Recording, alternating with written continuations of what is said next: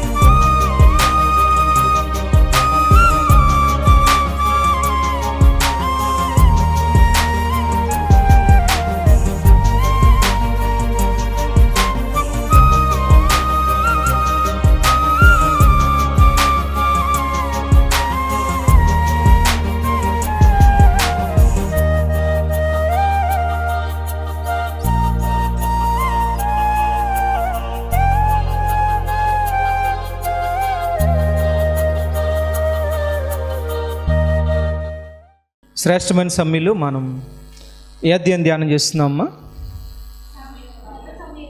Right, మొదటి సమూయేలు గ్రంథం 30 అధ్యాయం నుంచి దావీదు అతని జనులు సిక్లగులో ఉన్న సమస్తాన్ని కోల్పోయినప్పుడు అక్కడ జరిగిన ఆ సంఘటనను మనం ధ్యానం చేస్తూ వస్తున్నాం.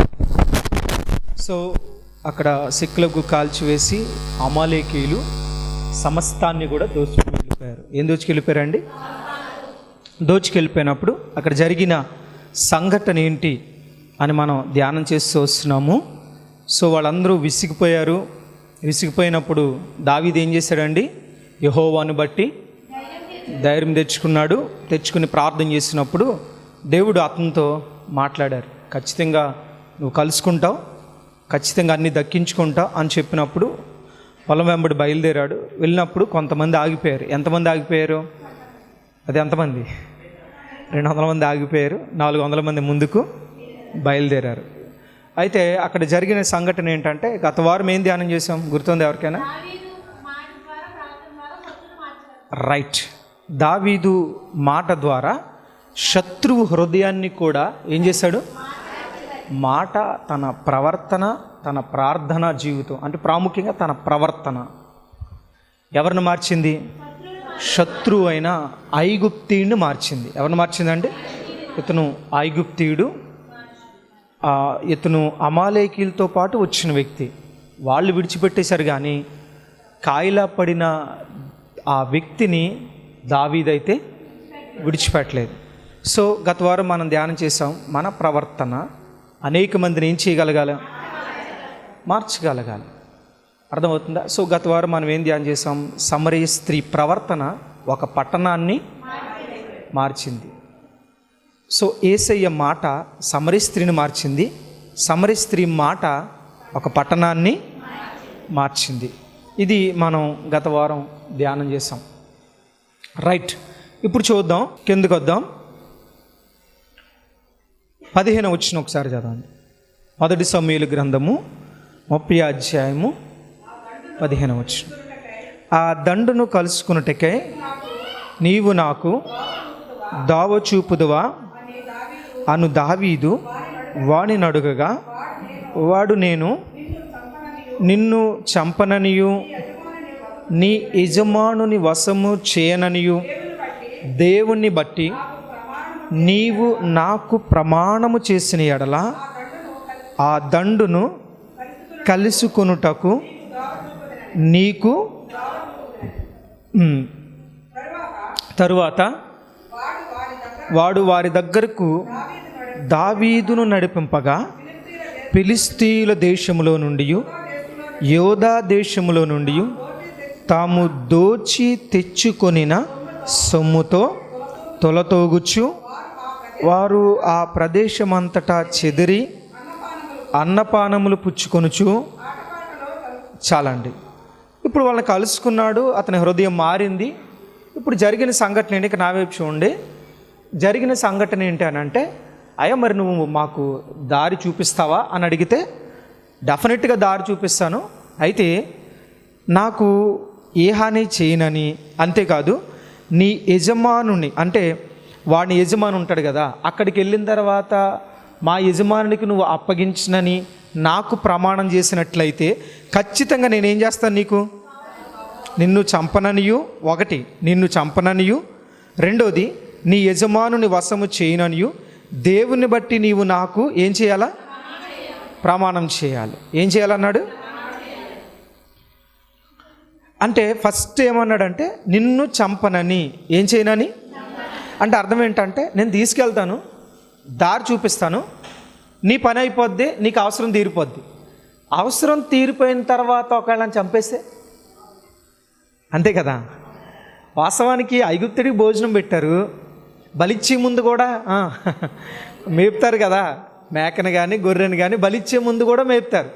కాబట్టి భోజనం పెడుతున్న ప్రతి ఒక్కళ్ళు కూడా మన మంచి కొరకు పెడుతున్నారని కాదు, బలిచ్చే ముందు కూడా ఏం చేస్తారు. కాబట్టి వీడికి భయం వేసింది. ఎందుకు భయం వేసిందంటే ఒకవేళ వీళ్ళ అవసరం కోసం నాకు భోజనం పెట్టి వీళ్ళ అవసరం కోసం నన్ను లేవనెత్తి తీరా వీళ్ళ అవసరం తీరిన తర్వాత నన్ను చంపేస్తే అనే డౌటు ఎవరిలో వచ్చింది. ఐగుప్తీయుడు, అతను అమాలేకీయుడు కాదు, ఐగుప్తీయుడు, అతనిలో వచ్చింది. వచ్చి ఇప్పుడు నాకు ప్రమాణం చేయి. ఏం చేయి? ప్రమాణం చేయి. ఎందుకు ప్రమాణం చేయాలంటే ఒకవేళ అక్కడికి వెళ్ళిన తర్వాత కలిసిన తర్వాత నన్ను చంపరని గ్యారంటీ ఏంటి ఈ రోజున. ఎందుకంటే ఈ మాట అడగలో ఒకవేళ తప్పు కాదేమో. ఎందుకు తప్పు కాదంటే ఈ రోజుల్లో మనుషులు అవసరం తీరిన తర్వాత వాడుకుని వదిలేసే వాళ్ళు లేరా? ఉన్నారు లేదా? ఎక్కువ బ్యాచ్ వాళ్ళే ఉంటారు. అవసరం తీరే వరకు మనతో మంచిగా ప్రవర్తించి మంచిగా మాట్లాడి, సరే గుర్తుపెట్టుకోవాల్సిన విషయం ఏంటంటే ఈ రోజుల్లో కూడా చాలామంది ఎలా ఉన్నారనంటే అవసరాన్ని బట్టి మనతో మసులుకునేవాళ్ళు, అవసరం తీరిన తర్వాత మళ్ళీ విడిచిపెట్టేసేవాళ్ళు ఉన్నారు లేరా? ఉన్నారు లేరా? వాళ్ళే కొన్నారు. మనతో అవసరం ఉన్నప్పుడు మనతో మాట్లాడే విధానాలు ఎలా ఉంటాయి, అవసరం తీరిపోయిన తర్వాత మనతో మాట్లాడే విధానాలు ఎలా ఉంటాయి? అవునా కాదా? అవసరం ఉన్నప్పుడు మనతో చాలా సౌమ్యంగా మాట్లాడతారు, సాఫ్ట్గా మాట్లాడతారు. వాళ్ళ అవసరం తీరే వరకు మనం కోప్పడినా సరే వాళ్ళు ఎలా ఉంటారు? కామ్గా ఉంటారు, సమాధానం కూడా చెప్పరు. కానీ వన్స్ ఒకసారి మన నుంచి అవసరం తీరిపోయిన తర్వాత ర్యాష్గా మాట్లాడరా? ఇప్పుడు బాగా చూడండి, మీలో చాలామందికి ఒకవేళ అనుభవం ఉండొచ్చు. అప్పు తెచ్చుకునే ముందు ఎలా మాట్లాడతారు అండి? కొంచెం 4 రోజులు ఇచ్చేస్తానండి, అసలు 4 రోజులు అలా మాట్లాడే విధానం ఎలా ఉంటుంది? చాలా సాఫ్ట్గా ఉంటుంది. అప్పుడు ఏమన్నది సార్, దేవుడిలాగా దేవుడు పంపించాడని మిమ్మల్ని, లేకపోతే అంటారు. ఎప్పుడు? అప్పు తీసుకునేటప్పుడు. సరే టైం వచ్చింది, వాడు మరలా ఏమండి నాకు కొంచెం అవసరం వచ్చింది, మరి మీరు కట్టేస్తే బాగుంటుందంటే కట్టేస్తానే అంటారు ఫస్ట్. తర్వాత కడతాంలేండి, పారిపోతామా? అప్పుడు ఏం మాట్లాడో అంటే ఇప్పుడు నీకు అవసరం తీరిపోయింది, డబ్బు నీ చేతిలోకి వచ్చింది, ఇప్పుడు అవసరం ఎవరిదే? ఆడిది. గట్టిగా మాట్లాడితే కోర్టుకి వెళ్తానంటావు, ప్రూఫ్ తెచ్చుకోమంటావు, మేమేం ఊర్లోంచి పారిపోమని అంటావు. ఈ డైలాగులన్నీ అప్పుడు చెప్పలేదుగా, ఈ డైలాగులన్నీ ఇప్పుడే ఎవరు చెప్పమన్నాడు? ఇప్పుడు కూడా నువ్వు సాఫ్ట్గా చెప్పాలా. డబ్బు తీసుకున్నది నువ్వు, అవసరానికి ఇచ్చేస్తానన్నది నువ్వు. ఇచ్చేస్తానన్నప్పుడు వాళ్ళు అడిగినప్పుడు ఖచ్చితంగా నువ్వు సౌమ్యంగా చెప్పాలి సమాధానం. పారిపోమండి, అలాంటి డైలాగులు మనం చెప్పొచ్చా? కానీ ఈ రోజున చాలామంది ఇలాంటి వాళ్ళు లేరా? అందుకంటారు అప్పిచ్చి శత్రుత్వం కొని తెచ్చుకోవాలి ఈ రోజుల్లో. నిజా కదా? ఎక్కడో కొంతమంది ఉంటారు మంచోళ్ళు, అంతే కదా. కానీ ఎక్కువ పర్సెంట్ ఎలా ఉన్నారంటే అవసరం తీరే వరకు మనతో ఒకలా ఉంటారు, అవసరం తీరిన తర్వాత ఒకలా ఉంటారు. ఇది చాలామందిని చూస్తూ ఉంటాం మనం, అవునా కాదా? మన చుట్టుపక్కల చాలామంది వారం చీట్లు గట్రా తీసుకుంటారు కదండి, భలే మాట్లాడతారు కదా. బహుశా లేడీస్ బాగా ఎక్స్పీరియన్స్ ఉంటుంది. బాగా గుర్తుపెట్టుకోండి. కానీ ఏరు దాటిన తర్వాత తెప్ప తగలేసే తత్వం మనలో ఉండడానికి ముందు ఎలా ఉన్నామో అవసరం తీరిపోయినా సరే మన ప్రవర్తన అలాగే ఉండాలి. కానీ చాలామంది అవసరాన్ని బట్టి ప్రవర్తనలో ఉంటాయి. మీకు అక్కడే కాదండి, దేవుని దగ్గర కూడా అవసరాన్ని బట్టి ప్రార్థన చేసేవాళ్ళు లేరా? మామూలుగా ఉన్నప్పుడు ప్రార్థన చేయాలంటే, ప్రభువా ఈరోజు ఖాళీ లేదు ప్రభువా, అర్థం చేసుకో ప్రభువా, నువ్వు కాకపోతే అర్థం చేసుకునే దేవుడు ఎవరున్నారు ప్రభువా అని ప్రార్థన చేస్తాం. నిజమే కదా? శ్రమ వచ్చినప్పుడు ఖాళీ లేకపోయినా సరే ప్రభువా గంటల తరబడి ప్రార్థన చేస్తారు. నిజమే కదా? అంటే నీకు అవసరం లేనప్పుడు 5 నిమిషాల ప్రార్థన, అవసరం ఉన్నప్పుడు అరగంట ప్రార్థన మారొచ్చా? అవసరం ఉన్నా లేకపోయినా నువ్వు మోకాళ్ళు వేసి ప్రార్థన చేయి. ఎంత సమయం ప్రార్థన చేయాలి అంత సమయం ప్రార్థన చేయి. ఎంత సమయం వాక్యం చదవాలో అంత సమయం వాక్యం చదవాలో. మనం ప్రతిదినం వాక్యం చదువుతున్నారండి? నిజమేనా? మొన్న ఒక ఆయన వాట్సాప్లో ఒక చిన్న కథ పంపించారు. ఒకవేళ మీకు కూడా చదివే ఉంటారు, ఈ సోషల్ మీడియాలోనే ఓ బ్రదర్ పంపించారు నాకు. అదేంటంటే ఒకసారి ఒక పాస్టర్ గారు ఒక గృహాన్ని దర్శించారట. ఒక గృహాన్ని దర్శించి ఆయన చాలాసేపు మాట్లాడేసరికి ఆల్మోస్ట్ పాస్టర్ గారు వచ్చేసరికి ఏదో పెడతారు కదండి. సో అందులోనూ పాస్టర్ గారు అంటే కొంచెం వాల్యుబుల్ ఐటమ్స్ పెడతారు కదా. ఒక వెండి పాత్రలో ఒక వెండి స్పూన్తో కొంత పాయసం తయారు చేసి పాస్టర్ గారికి ఇచ్చారట. పాస్టర్ గారికి ఇచ్చిన తర్వాత పాస్టర్ గారు ఆ పాయసం తిన్నారు. సరే ప్రార్థన చేస్తానమ్మా అంటే లోపలికి వెళ్ళి నేను మళ్ళీ వస్తానండి, కొంతమంది కానుక తీసుకొస్తారు కదా, అలాగా కానుక తీసుకురావడానికి లోపలికి వెళ్ళింది ఆమె.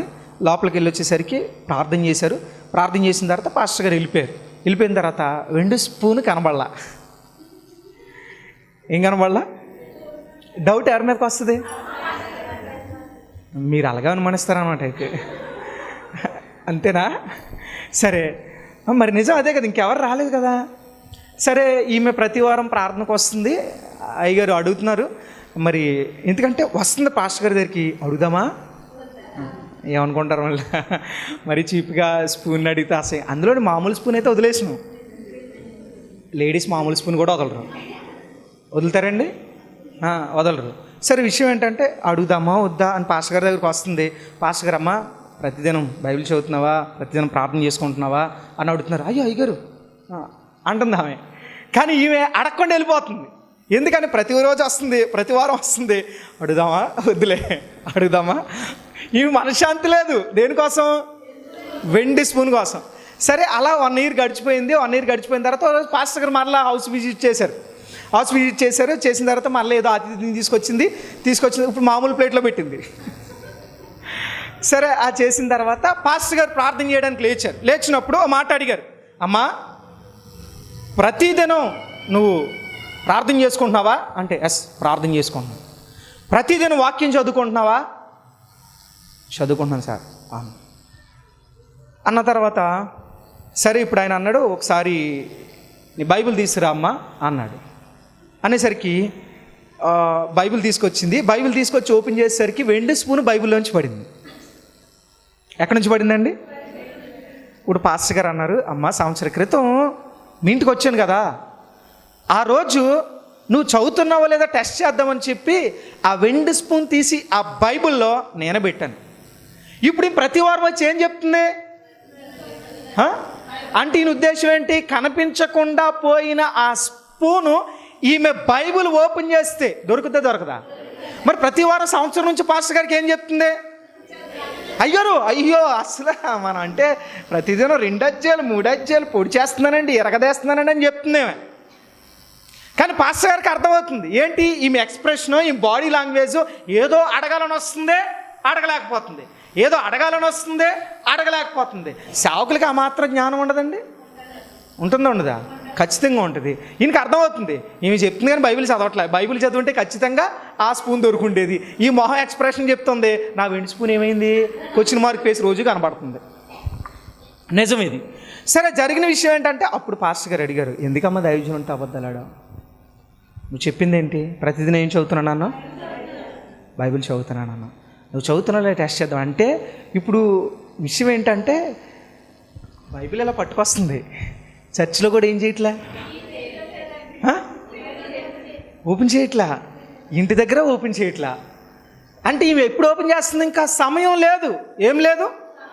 చాలామందికి సమయం లేదు. బాగా గుర్తుపెట్టుకోండి. ఒక సహోదరి సాక్ష్యం ఇచ్చింది, కరోనా సమయంలో ఒక చోట కృతజ్ఞత గుడికి వెళ్తే ఆ సిస్టర్ చెప్తుంది, ఒక యవనస్తురాలు, నేను మామూలుగా అయితే నా స్నేహితులతో సోది కౌరు చెప్పుకునేదాన్ని, కానీ మా ఫ్యామిలీలో కరోనా వచ్చినప్పుడు ఒక్కరు కూడా మా గడప కూడా తొక్కలా, కన్నీళ్ళతో ఏడ్చి ప్రార్థన చేసి ప్రతిదినం ఎవరితో సహవాసాన్ని కలిగి ఉన్నాను తెలుసా? దేవునితో. ప్రతిదినం అప్పుడు బైబిల్ చదివాను, అప్పుడు ప్రార్థన చేసుకున్నాను, అప్పుడు దేవుడి కొరకు బ్రతకాలని తీర్మానం చేసుకున్నాను, అప్పుడు మోకరించి దేవా బాప్తీసం పొందుతా అనే తీర్మానం అప్పుడు చేసుకుని అప్పుడు బాప్తీసం తీసుకుని కృతజ్ఞత గుడికి పెట్టించుకున్నాను. ఎప్పుడు ఇది? ఎప్పుడు? కరోనా వచ్చిన తర్వాత. అంటే జబ్బు వచ్చి చచ్చిపోతామని భయం వస్తే తప్ప ఈమెకి ఎవరు గుర్తురాలా? దేవుడు గుర్తురాలే, వాక్యం గుర్తురాలే, ప్రార్థన గుర్తురాలా. ఈ రోజుల్లో చాలామంది ఎలాంటి వాళ్ళు ఉంటారు. ఎలాంటి వాళ్ళు అంటే అవసరాన్ని బట్టి ప్రార్థించేవాళ్ళు. నిజమా కాదా? మీరు గుర్తుపెట్టుకొని, మనకు సమస్య ఉన్నప్పుడు ఖచ్చితంగా మనం మోకరించి ఏ ఉద్దేశంతో తీసుకుంటా తెలుసా? ప్రభువా నాతో మాట్లాడయ్యా అంతేస్తాం. నీకు నిరంతరము దుఃఖమే అని వచ్చిందనుకో, తూచి ప్రభువా మంచి వాక్యం ఈ ప్రభువా, నీకు అనుకూలమైన వాక్యం వచ్చే వరకు తీస్తూనే ఉంటాం. అలా తీయొచ్చి దేవుడు అలా మాట్లాడతాడా? అసలు దేవుడు ఒకసారి మాట్లాడతాడు కదండి. తూచంట, తూచని మళ్ళీ తీస్తారంట వాక్యం. అది లాటరీ పద్ధతి అది. అంటే నేను ఎందుకు మాట చెప్తున్నా అంటే, దేవుడు మాట్లాడతాడు. ఒకవేళ నువ్వు మోకరించి దేవా నాతో మాట్లాడు ఒకసారి, అది కష్టమైన నష్టమైన దేవుడు అదే నీతో మాట్లాడతాడు. మరలా తీసేది కాదు వాక్యం అంటే. వాగ్దానం వస్తుందా? సంవత్సరాంతంలో వాగ్దానం తీసుకుంటా, నూతన సంవత్సరంలో వాగ్దానం తీసుకున్నప్పుడు ఏ వాగ్దానం వచ్చిందో ఆ వాగ్దానం నీ జీవితంలో 100% నెరవేరుతుంది. చాలామంది వాగ్దానాన్ని నమ్మరు. అర్థమవుతుందా? మొన్న సోమవారానికి ముందు రోజు మా ఆత్మీయ తల్లి గారు చనిపోయారు. ప్రభునందు నిద్రించారు. మెర్సీ తిమోతి గారు ఖచ్చితంగా మా పాస్టర్ గారు వాళ్ళ మెసేజ్. మా పాస్టర్ 2 days కూడా నేను ఆఫీస్ లీవ్ పెట్టి, ఈ 2 రోజులు కూడా ఆఫీస్ చేయలేదు. ఈ 2 రోజులు కూడా నేను బర్రెలు, చాలా దూర ప్రాంతాల నుంచి వచ్చారు సేవకులు. ఎప్పటి నుంచో అన్న 54 సంవత్సరాల సేవా చరిత్ర. అయితే ఆయన నిన్న పాస్టర్ గారు మాట్లాడినప్పుడు చెప్పిన సాక్ష్యం ఏంటో తెలుసా? పాస్టర్ అమ్మ గారికి ఈ సంవత్సరం వచ్చిన వాగ్దానం ఏంటో తెలుసా? నిన్ను విశ్రాంతిలో ప్రవేశింపచేయదునని వాగ్దానం వచ్చిందంట. వచ్చినప్పుడు పాస్టర్ అమ్మ గారికి డౌట్ వచ్చి, ఎంతకైనా కొంచెం మనసులో ఉంటుంది కదండి. మా పాస్టర్ గారి దగ్గరికి వచ్చి, ఏమండి ఏంటి ఎలా వచ్చింది అంటే పాస్టర్ గారికి అర్థమైపోయిందంట. అప్పుడు ఆయన నిన్న చెప్పిన టెస్టిమోనీ ఏంటంటే, లేదులే అమ్మ, విశ్రాంతి అంటే మన పనుల నుంచి కూడా విశ్రాంతి అవ్వచ్చు కదా, మనకున్న ఇరుకులు ఇబ్బందుల నుంచి కూడా మానసికమైన విశ్రాంతి అయి ఉండొచ్చు కదా, కాబట్టి అలా ఎందుకు అనుకోకూడదు అని ఆమెను ధైర్యపరచడానికి చెప్పాను. కానీ నా మనసులో మాత్రం ఎక్కడో కొంచెం విశ్రాంతి ఎప్పుడు రంది, ఇప్పుడు ఇస్తానని దేవుడు ఎందుకు అన్నారు అని చెప్పి 6 నెలలలోపే వాగ్దానం నెరవేరింది అనే విషయం చెప్పాడు. ఎందుకు ఈ మాట చెప్తున్నాను అని అంటే, గుర్తుపెట్టుకోండి, వాగ్దానం ఆషామాషి కాదు. చాలామంది వాగ్దానాన్ని, కొంతమంది మహా ఉద్దండ పండితులు కొంతమంది తయారయ్యారు. ఇప్పుడు వాగ్దానాలకు వ్యతిరేకంగా, వాగ్దానాలు లేవు, వాగ్దానాలు తీసుకోవాల్సిన అవసరం లేదు అని చెప్పే ఉద్దండ పండితులు కూడా తయారయ్యారు. బైబిల్ అంతా వాగ్దానాలేనట. బైబిల్ అంతా. ఇప్పుడు బాగా ఆలోచించండి, ఇంట్లో బీరువా నిండా బట్టలు ఉన్నాయా? గట్టిగా చెప్పాలా? రోజు బట్టలన్నీ వాగ్దానం మీద ఒకటి వేసుకుంటారా? బాగా ఆలోచించండి. ఇప్పుడు బీరువాలో ఒక 10 జతలో 20 జతలో 30 ఉంటాయి కదండి. ఇప్పుడు అన్ని చీరలు మీరు ఒకసారి కట్టుకుంటారా? అన్ని ఫ్యాన్ షర్ట్స్ ఒకసారి వేసుకుంటారా? అంటే ఏంటి? ఎప్పుడు ఏది వేసుకోవాలో. బైబిల్లో వాగ్దానాలు చాలా ఉండొచ్చు, కానీ ఈ సంవత్సరం నీ బ్రతుకు పట్ల దేవుని ఉద్దేశం ఏంటో అది దేని ద్వారా తెలియపరుస్తాడు? ఈ సంవత్సర వాగ్దానం ద్వారా తెలియపరుస్తాడు. వాగ్దానం 100% జరిగి సందేహం లేదు. మీకు అర్థమవుతుందా? అంత గుర్తుపెట్టుకోండి. వాక్యం చదవాలా వద్దా? ఎప్పుడు చదవాలి? కష్టం వచ్చినప్పుడా? సమస్య వచ్చినప్పుడా? ఎప్పుడు చదవాలా? ప్రతిదినం చదవాలి. ఎప్పుడు చదవాలా? ప్రతిదినం. తినమంటే తింటాం, కానీ ప్రతిదినం చదవడం టైం లేదన్నా. టైం లేకపోతే 10 నిమిషాలు ముందు లేవు. అసలు ఒక అధ్యాయం చదవడానికి ఎంత టైం పడుతుందండి మినిమం? మామూలుగా ఎంత టైం పడుతుంది మీకు? ఒక అధ్యాయం 1/2 hour పడుతుందా? Just 5 minutes. అది 5 minutes కూడా పెద్ద అధ్యాయం అయితే, ఒక 50-60 వచ్చిన వాళ్ళు ఉన్న అదైతే ఒక 5 minutes పడుతుంది. నార్మల్ 20 to 30 అయితే జస్ట్ నేనైతే ఒక 2 minutesలో చదువుతాను. 2 minutesలో చదువుతాను. నేను పెద్ద అధ్యాయం అయితే మహా అయితే నాకు పట్టేది 5 minutes. 5 minutes ఓని అనుకోండి, ఒక 10 నిమిషాలు అనుకుందామండి. 10 నిమిషాలు కేటాయించలేమా? 10 నిమిషాలు కేటాయించలేమా? బాగా ఆలోచించండి. కానీ ప్రతిదినం తినడానికి ఇష్టపడతాం, మొబైల్ చూడడానికి ఇష్టపడతాం, టీవీల ముందు కూర్చోడానికి ఇష్టపడతాం. ప్రతిదినం బైబిల్ చదవాలి. దీన్ని ఏమంటారంటే అనుదిన ఆహారం. ఏ ఆహారం? ప్రతిదినం తిండి ఎలా తింటున్నామో వాక్యాహారాన్ని కూడా భుజించలొద్దా? ఇప్పుడు పైకి చెప్పొద్దు, కానీ మనసులో అనుకోండి, నిజంగా ప్రతిదినం నువ్వు చదువుతున్నావా? పైకి యాక్టింగ్ చేస్తున్నావా? యాక్టింగ్ చేస్తే వచ్చేది శ్యామ్ గారికి కాదు నష్టం. ఎవరికి నష్టం? అంతే గుర్తుపెట్టుకోవాల్సిన విషయం ఏంటంటే ప్రతిదినం ఖచ్చితంగా ఏం చేయాలా? చదవాలి. సరే, విషయం ఏంటనంటే మనం సమస్య వచ్చినప్పుడు ప్రార్థన చేయడం, సమస్య వచ్చినప్పుడు వాక్యం చదవడం కాదు. సమస్య ఉన్నా లేకపోయినా ఒకేలా ప్రార్థన చేయాలి, ఒకేలా వాక్యాన్ని చదువుకోవాలి. కానీ సమస్యను బట్టి పరిస్థితులను బట్టి మనం మారకూడదండి. అర్థమవుతుందా? ఇప్పుడు ఇతని భయం కూడా ఏంటంటే ఏమో మనుషులు ఎలా మారిపోతారో తెలియదు. ఇప్పుడు దావీదు ఎలా అంటాడో, దావీదుతో ఉన్న ప్రజలు ఎలా అంటాడో ఈయన పూర్తిగా తెలియదుగా, ఐగుప్తుడికి తెలియదుగా. కాబట్టి ఇతని భయం ఉంది. మీకు అర్థమవుతుందా? మన జీవితాల్లో కూడా గుర్తుపెట్టుకోండి, చాలామందికి ఏదైనా ఎరువు ఇవ్వాలంటే భయపడే రోజులు వచ్చినాయి లేదా? వచ్చేలేదా? చాలామంది ఏదైనా ఇచ్చామా మళ్ళీ ఇంటికి దారు. గుర్తుపెట్టుకోండి, ఏదైనా ఒక వస్తువు మన ఇంటికి ఎవరైనా ఇచ్చారు అని అంటే వాళ్ళు అడగకపోయినా తీసుకొచ్చి ఇవ్వడం మన బాధ్యత. అది సంస్కారం కూడా. కానీ కొంతమంది ఇస్తారండి, దాచేసుకుంటారు. కొంతమంది అడిగినప్పుడు చూద్దాంలే. ఎప్పుడు అడిగినప్పుడు చూడడం ఏంటి? నీ వస్తువులు పట్టుకెళ్ళిపోతే నిద్రపడదా? గుర్తుపెట్టుకోండి. అందుకే అవసరానికి వాడుకునే వాళ్ళు ఎప్పుడూ కూడా ఆత్మీయులు. ఈ రోజున అవసరాన్ని బట్టి వాడుకునే వాళ్ళే అలాంటి మనుషుల మధ్యలో మీరు బాగా ఆలోచించండి. మనం కొంచెం వెనక్కి వెళ్తే మనం పెన్ రాసేటప్పుడు పెన్ పాడేసేవారండి. ఇదివరకు పెన్లు ఎలా ఉండేది? ఇంక్ పెన్లు ఉండేవాట నా చిన్నప్పుడు, మా నాన్నగారి టైంలో. మన తరంకి వచ్చేసరికి మేము చదువుకునేటప్పుడు రేనాల్డ్స్ పెన్ బాగా ఫేమస్. రేనాల్డ్ చాలా కాలం వెళ్ళింది అది సామ్రాజ్యం. అలా తర్వాత ఇంకా సెల్లు పెన్స్ ఏ ఉండేవి, కొన్ని పెన్స్ ఉండేవి. ఇవేం చేసేవాళ్ళు, ఓన్లీ దాంట్లో ఉన్న ఏమంటుందని రీఫిల్, దాంట్లో రీఫిల్ ఉండేది. రీఫిల్ మార్చి పెన్ వాడుకునేవాళ్ళు, అంతే కదండి. ఇప్పుడు ఈ సైంటిఫిక్ యుగంలో ఎలా మారిపోయిందంటే పెన్ కూడా యూజ్ అండ్ త్రో. ఇప్పుడు చూడండి, 2 రూపీస్ 3 రూపీస్ 5 రూపీస్ పెన్స్ వచ్చినాయి. అవి రాయడం పడేయడం. మా ఆఫీస్ వర్క్లో ఇన్ని కట్టలు ఉంటాయి. ఎందుకంటే ఒక బాల్ పెన్ ఒక బండిల్ తీసుకొస్తే అవి రాయడం పడేయడం అంటే ఏంటి? పెన్ యూజ్ అండ్ త్రో, అంతే కదండి. వాడడం పడేయడం. ఒకప్పుడు అలా ఉండేది కాదు. ఇప్పుడు అవి పెన్ల వరకు ఉంటే పర్వాలా, వేరే వస్తువుల వరకు ఉంటే పర్వాలా, కానీ మనుషులను కూడా వాడి పడేస్తున్నారు. ఇదే నాన్న, దేన్ని బట్టి? అవసరాన్ని బట్టి. ఎప్పుడైనా గుర్తుపెట్టుకోండి, అవసరాన్ని బట్టి మనిషిని వాడుకుని వదిలేసేవాళ్ళు ఆత్మీయులు కాదు. అందుకని ఇతను నాకు ప్రమాణం చేయి, నువ్వు నన్ను చంపనని నాకేం చేయి, ప్రమాణం చేయి అంటే ఒక అన్యుడైనా దేని మీద నమ్మకం ఉంది ఇతనికి? వీళ్ళు దేవుని బిడ్డలో ప్రమాణం చేస్తే ఖచ్చితంగా ఏం చేస్తారు? ఆ ప్రమాణం మీద నిలబడతారు. అంటే దేవుని బిడ్డల ప్రమాణంపై నిలబడతారనే విషయం ఒక అన్యుడికి అర్థమైంది. ఎవరికి అర్థమైంది? ఇప్పుడు బాగా ఆలోచించండి, మనం ప్రమాణం చేసినప్పుడు నిలబడుతున్నామా? అవసరానికి ఒట్లేసేవాళ్ళు చాలామంది ఉంటారా? తాగుబోతున్నాడు బాగా చేస్తారు, ఒట్టే రేపు నుంచి తాగను నేను, నీ మీద ఒట్టు అంటాడు. పొద్దున్నే కోటరేసి వస్తాడు దరిద్రుడు. నిజమే కదా? రాత్రి కదండి అంటే నన్ను పంపేద్దామని డిసైడ్ అయిపోయారా? బిడ్డల మీద ప్రమాణం చేస్తాడు. ఒక తాగుబోతాడు బిడ్డల మీద ప్రమాణం చేస్తాడు, భార్య మీద ప్రమాణం చేస్తాడు. బాగా గుర్తుపెట్టుకోండి. అందుకే అన్ని మామూలుగా క్రైస్తవుడు అవునంటే అవును, అలా ప్రమాణం కూడా చేయక్కర్లేదండి. క్రైస్తవుడు ఒక్కసారి మాట ఇస్తే మాటపై స్టాండ్ అయిపోవాలా. బైబిల్ ఏమని తెలుసా? నీతిమంతుడు ప్రమాణము చేయగా నష్టము కలిగినను మాట. కానీ ఈ రోజున ఒట్టు వేయడం, ప్రమాణం చేయడం ఈజీ అయిపోయింది. మాట ఇవ్వడం, మాట వెనక్కి తీసుకోవడం ఈజీ అయిపోయింది. గుర్తుపెట్టుకోండి, ఒక్కసారి మనం మాట ఇచ్చామా ఆ మాట నుంచి వెనక్కి జరగడానికి వీల్లేదు. కానీ ఈ రోజున అలా ఉన్నారంటారా? కానీ క్రైస్తవులుగా మనం ఎలా ఉండాలా? ఒక్కసారి మాట ఇస్తే మాటపై ఏం చేయాలా? నిలబడాలా.